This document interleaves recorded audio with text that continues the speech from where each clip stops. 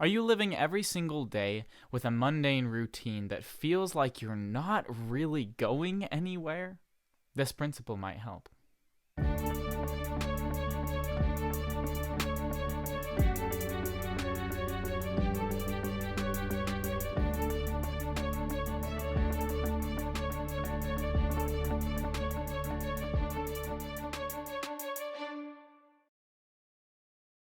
Welcome back to Aaron's Daily Thoughts. My name is Elder Aaron Finley. I'm currently a service missionary for the Church of Jesus Christ of Latter-day Saints. And today's subject is purpose. I like to start off today with an analogy. Let's say you're going on a road trip, but instead of making plans, instead of deciding where you want to go, you just decide to start driving. You go down the road, you make a few turns, you see something exciting, you get distracted, you go that direction, and then you see something else exciting, you go another direction. Where do you think you're going to end up? Eventually, you'll end up right back where you started because you didn't decide where you wanted to go. It's a simple analogy, but it really perfectly mirrors our life. If we don't decide where we're going, we're not going to go anywhere. We're going to end up right back where we started, where we're comfortable, where we're used to living. We're not going to grow unless we know where we're going. And so purpose is so essential. I'd also like to share a personal experience from my own life just in the past couple weeks. So I have been going to the gym every single day.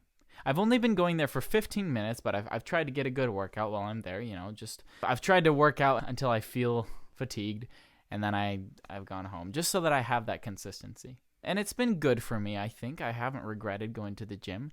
But I talked to a fellow service missionary about his goals. He said he was going to the gym, and he was going, I think, 3 or 4 days a week, and he was going for an hour those 3 or 4 days. I told him about the way I went to the gym, but I wasn't staying for super long, and he was like, "Why are you going to the gym?" He said, "I'm going so that I can get mass, so that I can get bigger." He's like, "Why are you going to the gym?" And I realized I didn't know why. I didn't have a good answer. I was going to the gym because I knew it was a good thing to do, and that's kind of what I told him. I said, I want to get stronger. I want to feel good. That's what I said. But I realized I didn't have a purpose. I was going to the gym just to go to the gym, just so that I said I did, so that it seemed like I was moving forward, and I don't regret it. But it felt monotonous because I didn't have something I was working towards. And so after I had that conversation with that fellow service missionary, I decided to change my purpose for going to the gym. I decided to actually make a purpose for going to the gym.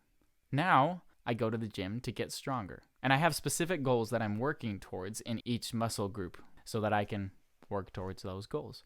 And I've realized that a lot of my life I haven't been living with purpose. I've been doing little things, like tasks every single day because I know they're good for me, but I haven't been focusing so much on my ideal life, on where I'm going. Any motivational speaker will tell you, if you want to grow, you have to know where you're going. So what I did was I wrote down a bunch of qualities of my ideal self, who I want to become, and descriptions of the kind of lifestyle I want to live, but mostly the kind of person I want to become.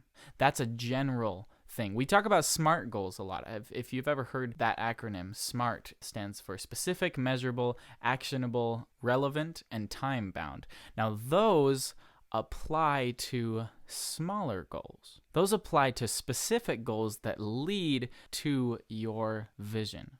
So the first big step in moving forward with your life is to create a vision. Create an ideal self and envision that person every single day. Pick a time. I've decided I'm going to focus on it 10 minutes in the morning, 10 minutes in the evening.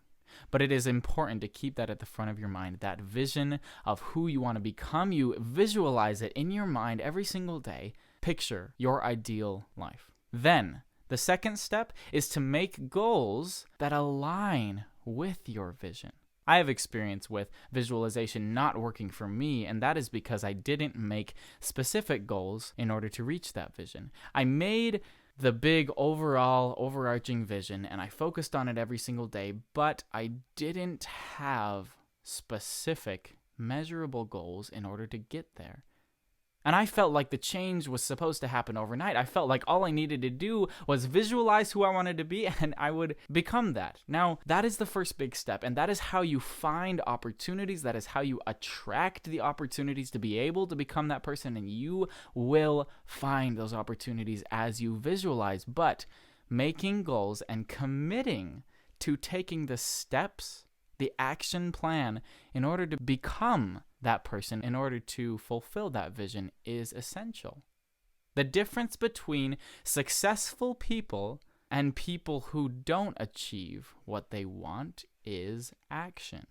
Visualizing is the first step. You need to have a dream. You need to decide who you want to be, but then you need to make smaller goals that can get you there and commit. One last thing I want to talk about is that motivation is not what decides whether or not you're going to grow. Motivation is fleeting. Discipline requires that you commit to doing something whether or not you feel like it. Something I've done, because for a long time I didn't have a consistent sleep schedule, is I decided to wake up at 5:30 every single morning. It took some adjusting because for a while I was waking up at 6:30 every morning or later. So I decided I was going to wake up at 5:30 every morning, whether or not I felt like it. Most mornings I did not want to get up at 5:30, but because I made the commitment, because I decided no matter what, at 5:30 I was going to roll out of bed and stand up and just take in the day, I did it.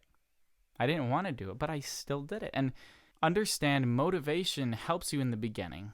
Helps you to create goals, to imagine, to get that excitement about your ideal self, but motivation is fleeting. Understand that it's going to be hard, and it's okay when it gets hard. That's a part of the process. When you're feeling overwhelmed, take a step back, take a look at how you've been doing so far, and adjust.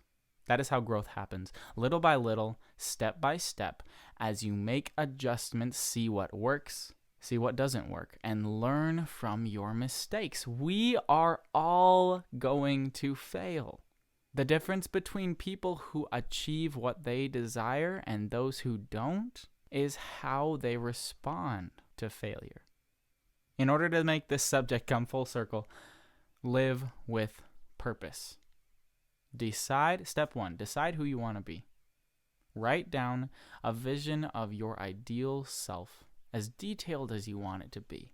Step 2, make some goals that will get you closer to that person you want to be. Step 3, commit to those goals. Start living them. And then as you master those, as you create habits that move you closer to the kind of lifestyle, the kind of person you want to be, then adjust. Keep moving forward. Rejoice in the little successes that you have. Live with purpose. That's all I have for today. Thank you so much for watching. Stay inspired.